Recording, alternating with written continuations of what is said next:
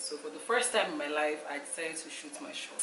My guy aired my texts. I can't get you out of my mind. It's like I feel it. Hi guys, welcome back to my channel. My name is Stephanie Williams and this is the Williams TV. If you're new to my channel, please subscribe to my channel. My channel is a lifestyle channel. I basically film videos like story times. Like today's video is a story time.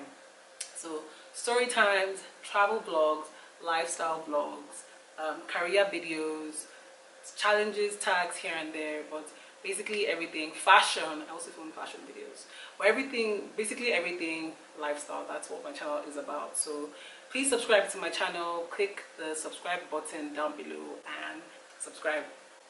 Now today's video is going to be a story time, guys. Like, God, you guys just get comfortable, get your coffee, get your wine. Listen, I have my wine on deck as per usual. So today's video is a story time of how I was involved with a fuckboy. Listen, dating in your 30s is just the ghetto. I have to do a separate video on just being single and kind of dating when you're 30. It's something else. But yeah, let's get right into the video. So let's call this fuckboy Demon, because really, that's really who he is. Let's call him Demon, and let's call my friend Tasha. So one day, let me just sip my wine first if I get into this. So one day, I went to meet Tasha up with, she was having dinner or drinks or something with her husband, and I went to meet her up. So we're just chilling, having a good time, vibing. Then some people came and were like, some of their friends came and joined us, and we're all just chilling, talking. Then we started playing games. You know, so it was a pretty chilled night, you know. Next thing, we're all chilling, vibing, drinking. Demon now walks in. I was like, wow, okay, Demon looks hot. I was telling my friend, like, oh, do you know this person? She was like, yeah, that she thinks it's her husband's friend. I was like, okay, like, I'd like to meet him, you know, that kind of thing, because he was cute or whatever. Or at the time I thought he was cute, but let me not be salty. He was pretty good looking to me. So I was like, yeah, like, I would like to meet him. I would like to, you know, hook a sister up, that type of thing. Anyways, we started playing games and all of that. So I can't even remember what game we were even playing till, but like, in a way, like, Demon 2 was playing the game too. After I finished with the games, everybody wanted to go to the club. Then I said, okay, let's go to the club, you know. Since everybody was already like vibing and, you know, pretty late, we're like, okay, let's go to the club. We go to the club. Club was cool, was chilled. It was good times, good times. After the club, you know, me and Demon now started talking, like having conversations and all that. I think we spoke till like what? Like, so we just started talking, you know when you meet somebody and you just have like this kind of connection with the person, you guys are just flowing, your conversations are flowing, you know, there's that connection, that vibe. So it was just so good, like it was good vibes, everything. We spoke for a long time, talking about life, talking about family, just, you know, getting to know each other and all of that. Then, like, I think we spoke till like morning or something, like till like 6 or 7 a.m. And then after that, we went to have breakfast, had breakfast, and then what happened? And so we had breakfast, and then I went back home, and, you know, that was it. And that's not to say, okay, anything happened like that night, so we just talked till pretty late, and that was it. See me, I was already excited, like the day had not even broken, like, so that's why I was shiny, like, niggas. I was so excited, and the way I was excited, I was like, yo, I have to share this joy with my sister. Got my phone. I was was already texting. I was like, oh my god, I just met somebody. And every time I meet somebody new and I vibe with the person, I always say, first person I was with my sister. So I was like, yo, girl, I met somebody, this one, that one, now, that, you know, that's it, already there envisioning. Like, oh my god, it feels like, oh, this feels like this is it. Like, oh my god, I've not had a connection with anybody before, especially like on the first, like the connection was just tight. Like, I've not had kind of connection, and you know, the vibes, we're talking and this and that. I was just so excited. I was like, oh my god, like she was happy for me, excited. That passed. Moving on. So obviously me and him kept in contact. We were talking. You know, the first weeks are always they always behave themselves. So first 2 weeks rather, it was like good conversation. We would talk all the time, like texting, chatting.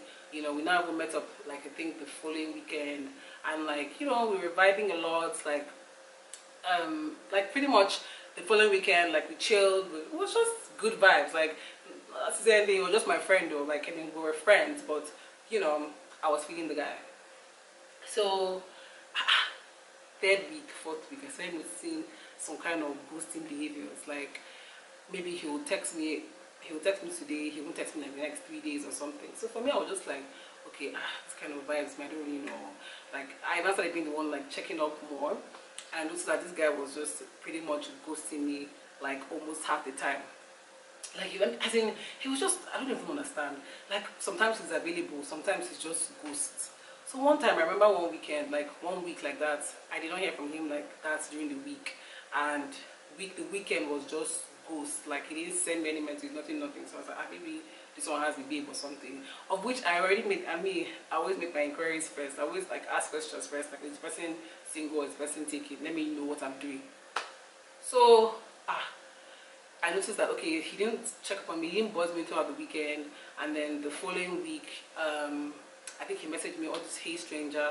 I was like, okay. So I just noticed that there were just funny things that, you know, he was, oh, I think I need to delete some videos and get back to this. Okay, I had to check my camera and come back. Anyways, as I was saying, so I just started noticing like some weird behaviors. Like he would be present, then he would just ghost on me. And ladies, when you see the red flags, just know when to dip, because I feel there were so many things that were red flags to me, but just because you know how it is, like again, it's very hard to date in your 30s. So sometimes I feel like in your 20s it's very easy for you to excuse certain behaviors, but in your 30s is a bit like sometimes you find yourself being a bit lenient with certain things. Like you find yourself tolerating things you would not necessarily tolerate. Maybe you don't even know when you're doing it. Sometimes you can do it subconsciously or whatever. But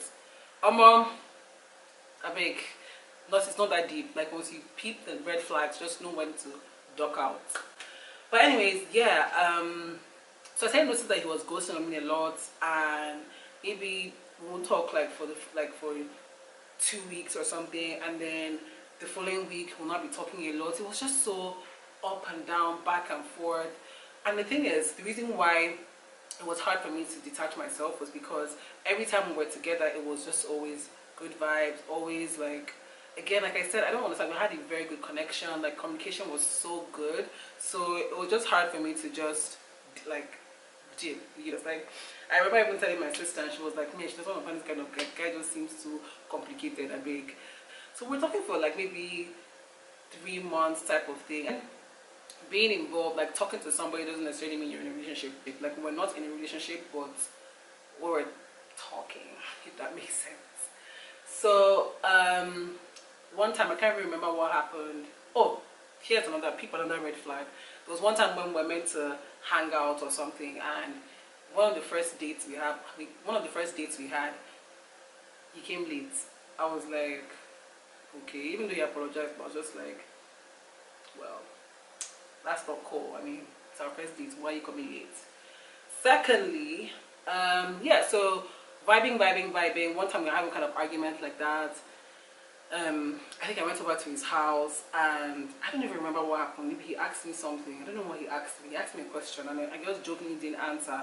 My next thing, he started giving me attitude. It was like I was in the house and he just wasn't speaking to me. I was like, kind of rubbish. Like, first of all, I drove all the way to your house to come and see you, and then you're now giving me some kind of weird vibes. So I just like said, you know what, I'm leaving. I think he didn't even, that kind of thing of I think I was walking to the door. Next thing, he just like slammed the door behind me, type of thing. I was just like, okay, like the fuck is wrong with this nigga? But you know, so I think we didn't now talk for a while. Then I don't know how we now reconciled that, and then we're not started talking again. So because of how back and forth it was, I just needed like some kind of clarity. Like, dude, like, I'm like, I need to know like what's happening here. Like, where is this going? Because you can't be too hot and cold. It was just too hot and cold in my life. Like, how can you be talking to somebody and vibing, connecting? You all are chilling, having a good time. The next minutes, the person is ghosting on you. And to be honest, I think I already even told him like, okay, me, I'm not here to just date for the fun of it. Like, I actually want something serious because I am trying to get married and all of that. I mean, for me, I just said my own. I said my own parts, like my own claim. Like, this is what I want. You know what I mean? So I felt because of how hot and cold it was, I was like, okay. At the time with work, I was just going through so much at work. There was just so much uncertainty, like at work, and like I was just stressed and just dealing with a lot. Excuse me. I was just dealing with a lot at work. So I was like, okay, at least if I can control this part of my life, let me just at least know that there's something certain happening here. Do you understand what I'm saying? So, brothers and sisters, for the first time in my life, I decided to shoot my shot.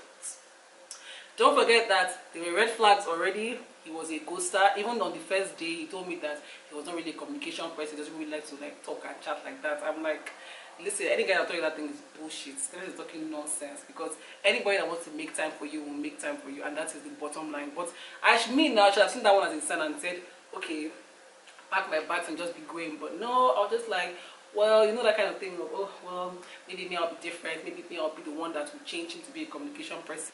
Okay, I'm back, guys. Sorry, I had to restart my camera because, I don't know, my camera is just acting mad or moving mad today. Anyway, so yeah, where did I stop? There were just a lot of uncertainties going on in my life, and I guess you need something to just be certain. So for the first time in my life, I decided to shoot my shot. That fateful day, your girl sent this man a text message. I don't know, I think it was WhatsApp. I was like, hey, how are you doing?